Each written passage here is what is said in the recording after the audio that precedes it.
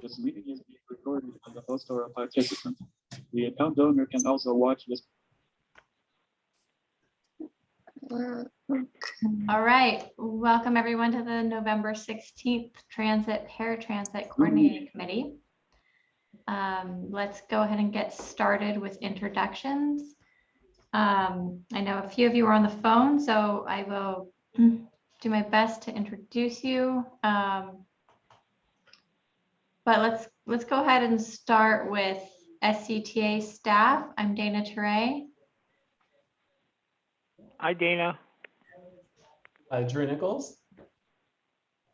Dave Ripperda. And I'm your famous vice chair, Tim Webster, on his way out. Thank you, Tim. And we do have our chair, Dennis Battenberg, calling in on the phone. All right. Hi, Dennis. Hey, Dennis. Hi. Hi. Thanks. And then I will just read off the rest of the names I see here. And I may ask for an introduction for those I'm less familiar with. Jenna Erickson. Yes. Should I introduce myself? Yeah, that would be great. Okay. My name is Gina Erickson. I serve on the State Council on Developmental Disabilities at the state level. I am the chair of one of the committees. I'm also a member of PUG and another committee that meets through the city of Santa Rosa on IDD through the Santa Rosa Community Health Clinic, and I hope to learn a lot today. Oh, and I have a son who is going to be 23 in May, I believe, if I'm correct. At least not got track of how old my son is, but yeah. You send him All up. right. Thank you. Bob Cunha, you want to go ahead and say hi? Hi, everybody. It's nice to be back amongst you. Thanks, Bob. All right. I see Kathleen Cortez from the Area Agency on Aging. Yuri Koslin from the Santa Rosa City Bus. Stephen Schmitz from Sonoma County Transit. Sylvia Martinez Palacio from Petaluma Transit. John Gaffney from Golden Gate Transit. And Nicole, do you want to go ahead and introduce yourself? Sure. I'm Nicole Espinoza, and I work with Catholic Charities, and I'm the program manager for senior services, and I help with the transportation carrying rides that we have. Great. Well, thanks for joining. And did I miss anyone? David Ripperda. I don't know him. Who's I'm Dave Ripperda. I introduced myself earlier with SCTA. Oh, okay. Yes, David is a newer staff here. He's the new assistant director of programs. Is that the right term? Sorry. Projects and programs. Projects and programs. Thank you. All right. Thank you all. And next is approval of the meeting notes from the September 21st meeting. Does anybody have any comments or corrections?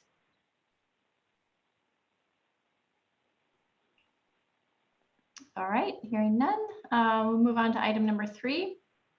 I've included in your packet, yes, a brief description of a notice for officer elections for 2022. Each year at the first meeting of the year, we elect the chair and vice chair for this committee. Tim Webster has been the vice chair this year and has just let us know that he will not be able to continue on this committee after this year. And Dennis Battenberg is currently the chair of the committee. So we will have elections at the January 18th meeting.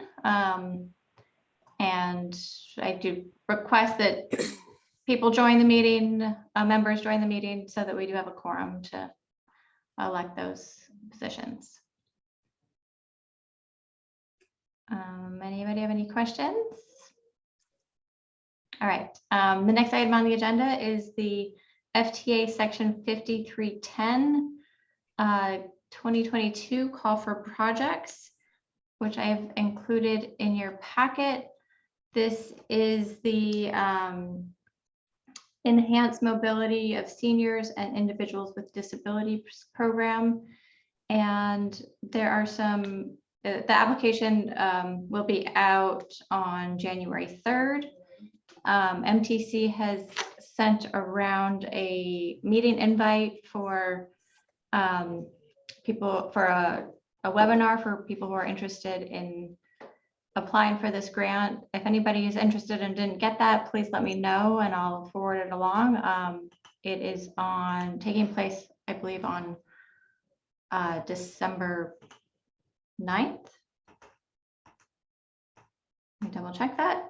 Yes, December 9th at 1 p.m. Does anybody have any questions or anything they'd like to discuss on this item? Nope. All right, let's move on to roundtable updates. Santa Rosa, do you want to start us off?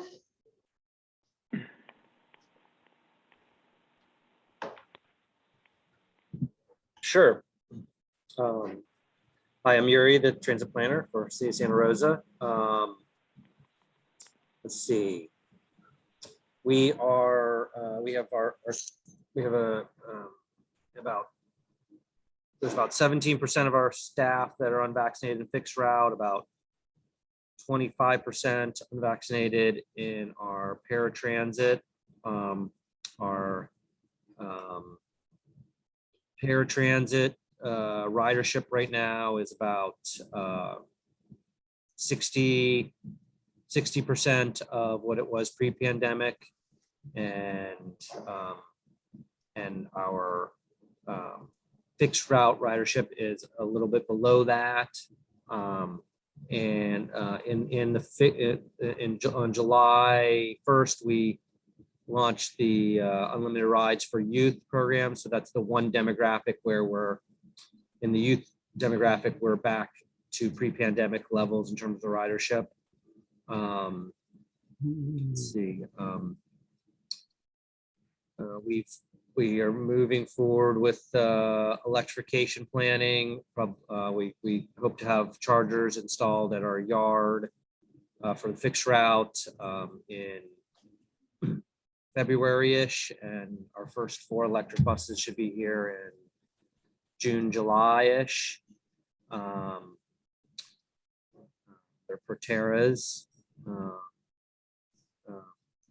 We do have funding for one Oakmont vehicle, so we're trying to move forward with that purchase.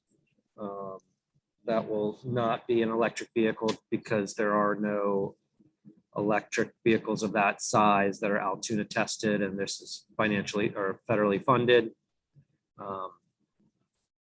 I will say the Oakmont services is almost back to pre-pandemic levels. It kind of dropped less than any other services. It's a pretty small number of people that ride it, but it's $350 to $425 a month, and so we're kind of back in that range. Had a really good conversation with Kathleen and some of the volunteer driver programs earlier this week. I was talking with Catholic Charities and Windsor. There's the Windsor volunteer program. Kind of trying to do some more collaboration there. And we're moving forward with the other agencies on future transit, trying to figure out a similar eligibility application for paratransit. There's a number of projects there. I'll let some of the other operators elaborate if they so choose. That's it for me. Yuri, Yes. did you say that 25% of your paratransit drivers are unvaccinated? Yes. Why is that so high? Is it not a requirement? It is not a requirement. Wow. Are they tested frequently? Yes. How regularly? I would have to get back to you on that. Do you have volunteer drivers as well? No. Thank you. Yeah, the city requires that you're vaccinated or that you get tested regularly. Some of you may have heard that the Biden's initiative to have larger employers require vaccinations has been held up in the courts recently, and so as a private contractor, there is no requirement for them to be vaccinated. I will say that we have a lot of we're having difficulty providing more service with our fixed route. We're having trouble getting fixed route drivers. Our paratransit service does not have a shortage of drivers at this time. So there's that. Yeah, except they're not. And we have not had any on-site events, COVID transmissions in either fixed route or paratransit. Good. Yuri, I understand that the two courts have blocked the vaccine mandates for the state that Biden has imposed upon us. Right. They've stopped that. So just to make sure that everybody knows that the vaccines have been mandates have been halted. That doesn't require an individual company not to require their employees to be vaccinated. Actually, if the company has more than 100 employees, which some agencies do, they are demanding that they do that. Yeah, well, I agree. Would that include MV as a company?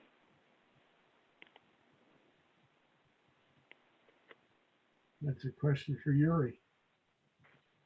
Sorry, what was the question? Would that include MV as a company rather than as a provider for paratransit?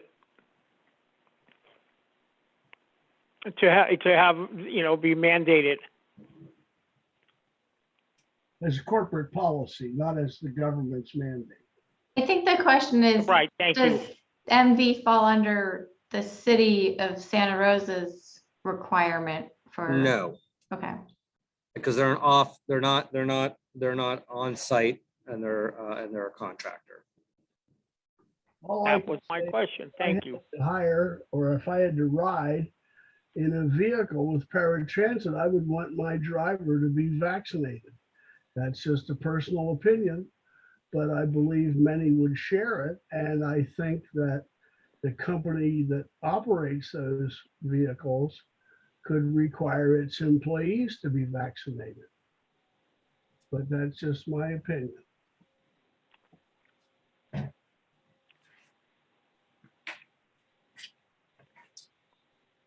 And we do touch in with them, and there is a lot of general encouragement, but there is no requirement. And so there are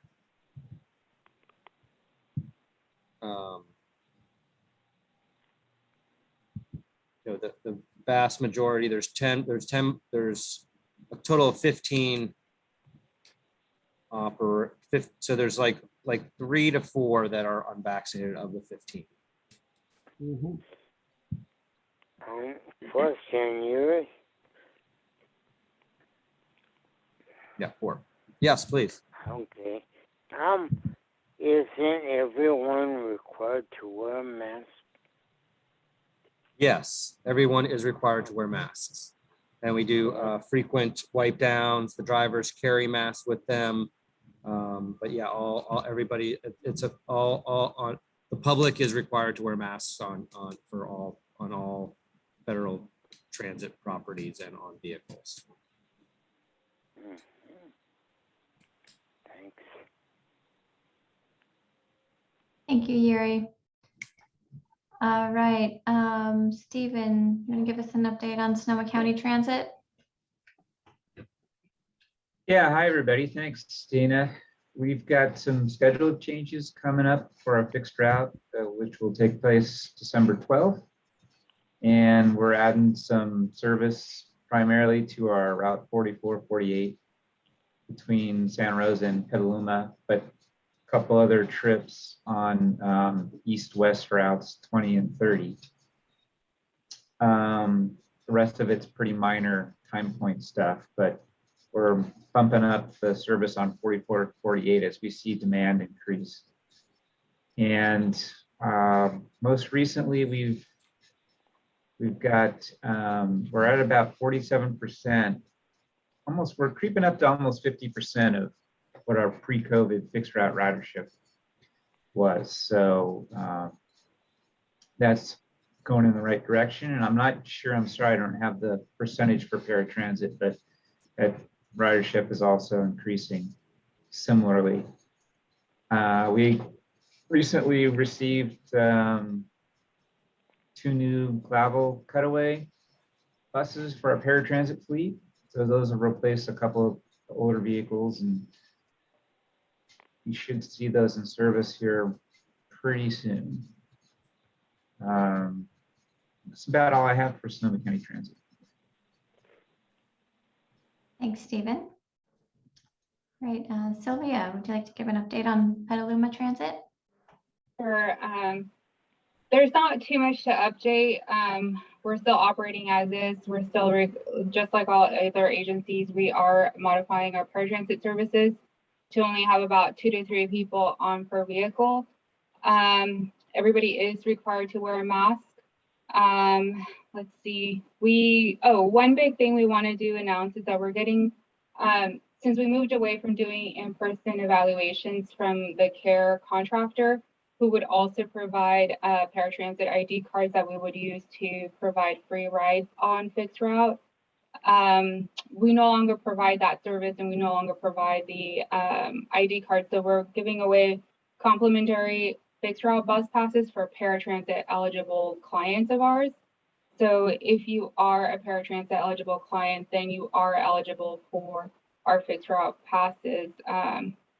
We are providing that information in the rider guide as well as the eligibility letter, but some people, I guess they are not realizing that that information is in there. So we're getting a lot of calls about people wanting those free rides. So we just want to make sure people are aware they are able to get those passes by just calling us, and all the information's in the packets and stuff, but we still provide those rides. And I think Yuri was alluding to the fact that all Sonoma County Transit, Sonoma City Bus, and Petaluma Transit, we're working towards standardizing our application so that we can use one application for all 3 agencies. Stephen, I think you have a new person on your staff that is working on that. So thank you for taking that on and taking my very long 10-page application and trying to consolidate that and make sure it works for all 3 agencies. So we do look forward to providing that update once we get everything a little more standardized, just to ease the processes for all of our agencies and make paratransit accessible to those who need it. Other than that, we don't have any other updates. We are very low on staff, so If anybody knows someone who's interested in being a driver, a dispatcher, or a fueler/washer, please send them our way. We are trying to recruit for those positions. So please send anybody who you think would qualify or who would be interested. And that's it for Petaluma Transit. Thank you, Sylvia. All right, John, you want to give an update on Golden Gate Transit? Sure, just a couple of things of note. Our ridership is still down. So on the fixed route, we're about 30% of what we were prior to COVID. The ferry is still only operating at about 13% capacity. Paratransit's looking at about 45%, and our bridge traffic is up to about 80% of pre-pandemic. On the paratransit side, something to note, we did recently just award our contract to a new contractor. They will be taking over February 1st. We will be working with TransDev on that. And the current frontline staff and drivers are all being offered positions should they want them. And we're working to set up new facilities for a seamless transition for the riders. I think that's all I have right now. All right, thank you, John.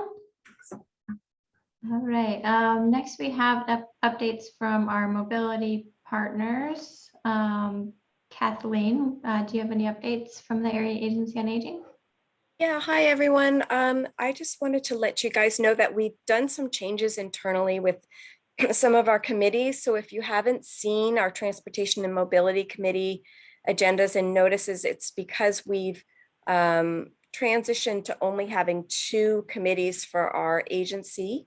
We have a civic engagement committee and a planning and funding committee. And so our transportation has sort of been folded into civic engagement because we see our role more as advocates than as funders and operators for transportation. So in 2022, we'll be having a new schedule. So you can, you're welcome to attend the civic engagement if you'd like to hear about transportation updates. And also our contractor group continues to meet monthly. We do have 7 transportation contractors that we fund through the Older Americans Act funding that we get from California Department of Aging. And in that group, we have been meeting monthly, but it will probably go to quarterly in 2022. Also, we, I think I've mentioned before that we have been awarded from the California Department of Aging as an emerging ADRC, which is Aging and Disability Resource Center. The state of California is transitioning with their master plan for aging that they came out with in 2021. That all counties would have an Aging and Disability Resource Center, or ADRC. So Sonoma County has been designated as an emerging, which means we're in the planning phase to plan for what that would look like. It is to be like a one-stop shop for all ages, not just older adults, but all ages and caregivers of people with disabilities and older adults to access services. So with that, our partner is the Disability Services and Legal Center. They are our independent living center for Sonoma County, and they are our partners in the ADRC. So I have reached out to, I don't know if you guys all know that Lake Cowell is no longer with DSLC. Oh. She used to attend this committee. And I've reached out several times to Juan Oriantes, who is her replacement. And I'm hoping that he will attend this committee to represent DSLC. And that's all I have for today. I have a question. Is that open to the public, those meetings? All of our meetings are public meetings, yes. Oh, okay, thank you. Mm-hmm. Thanks, Kathleen. And just to let you know, we do have Juan from the DLSC on our list for this committee. So thank you for that. All right. So normally we have this section for any transportation related partners. Nicole, do you have anything transportation related for Catholic Charities that you'd like to update the group on? Not much, just that we are trying to recruit more volunteer drivers in order to meet all ride requests. And we're just growing. We reopened again at the end of May, and we're steadily getting more rides and more clients and more drivers. Great, thank you. All right, next on the agenda is public comments. Does anybody have any public comment on anything that is not covered otherwise on the agenda? I had something that I wanted to ask, and I've reached out to Drew before, but I didn't realize my predecessor used to attend the CAC, Citizen Advisory, I believe it is, and that that Citizen Advisory Committee has certain organizations that attend, and that the committee is actually the oversight of Measure M, which I did not know either. So I hadn't been attending those committees because I had a conflict. And so I noticed of the approved organizations that are on this committee and are the oversight for Measure M, TPCC is one of those organizations, but TPCC is not an organization, it's a committee, and nobody from TPCC is attending, or at least the meeting that I attended, there is not representation on the CAC oversight of Measure M from the disability organization. So I would like to ask that SCTA and maybe others here at the table could advocate that somebody from this committee attend those meetings, because I think it's really important in looking at the projects that Measure M is paying for. I don't see any that are really geared towards people with disabilities or planning for older adults. As our county is growing, we're about 27% of our population is age 60 and over. And that's predicted to be over 30% in 2030.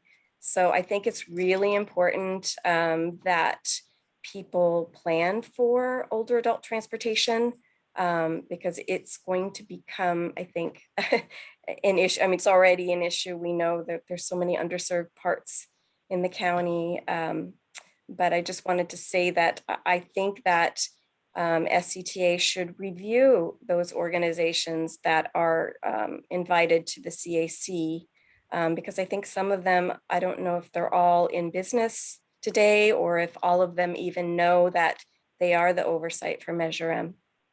I've been attending those meetings until the last one, which I missed, and it's, I have no regrets. I found them unbelievably boring and very little relevance to my own interests or what I could represent from this committee. But I no longer will attend them. And if somebody, I believe that I was a representative of the TPPC and that there's supposed to be one. So somebody should jump in there if they've got a lot of patience. And sooner or later, something may crop up that is relevant that we could have a say in, but I have not seen it so far. Thanks, Tim. And Kathleen, just a little bit of background. Yeah, there's normally a representative of TPCC on the CAC. Before Tim was the representative, Lake Knoll with DSLC. So we can bring this back What's involved as a more official ask at the next meeting, but we do regularly review the who is represented on CAC. And then just to add as well, I think in 2019, I think we did a review of the organizations. And so I think now it's time to bring it up again, just to see, because it's been 2 years since we asked every organization, do you still want to participate? Do you still want to be involved? And some of them still haven't shown up. So maybe it is a good idea to look at this again. What's involved with doing that I'm interested in being more involved? What do I need to do that? So there are monthly meetings. They're on the last Monday of the month. And really it's, the committee is charged with oversight of Measure M, which is our quarter-cent sales tax that SCTA manages. And the representative of this committee would be, as mentioned, kind of looking out for items that and topics that are of interest to the transit and paratransit. I'd be willing to do that. Okay, I think that's great. Thank you. I think that we normally bring an item that's noticed in the agenda for somebody to represent that position. So we'll make sure that we do that at our next meeting in January. That meeting, we are also going to talk through a more detailed representation on this committee and any vacancies that we have and members of this committee. So that's a good time to talk about appointing somebody to the CAC as well. Okay, yeah, because my term on the council is expiring in about 18 months, so I'm gonna need to be doing something else soon. So yeah. Okay, and I was just gonna add that I lost my train of thought. Sorry about that. Yeah, we will bring an item to the January meeting. All right. Any other public comments?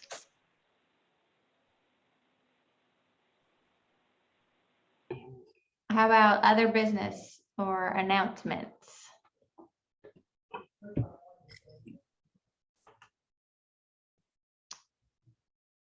All right. I'll just bring up briefly that I have talked with some of the paratransit providers about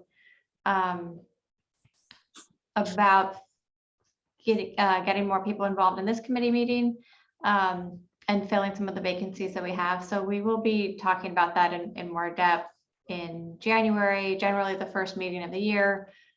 We do officer elections. We also review the bylaws and the makeup of this committee and talk through any vacancies and try to get ideas of how to reach out to people who might be interested in filling those vacancies. So we'll talk through that more then.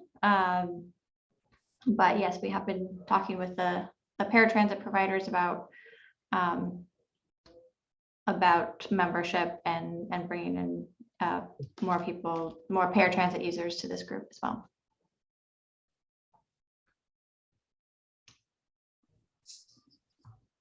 So unless anybody has anything else, we'll let you all go and look forward to seeing you out. Bye, everybody. Thank you so much, Tim. Tim. Be Take good, care. Tim. No way. Bye, everybody. Bye-bye. Hey, everybody have a nice day.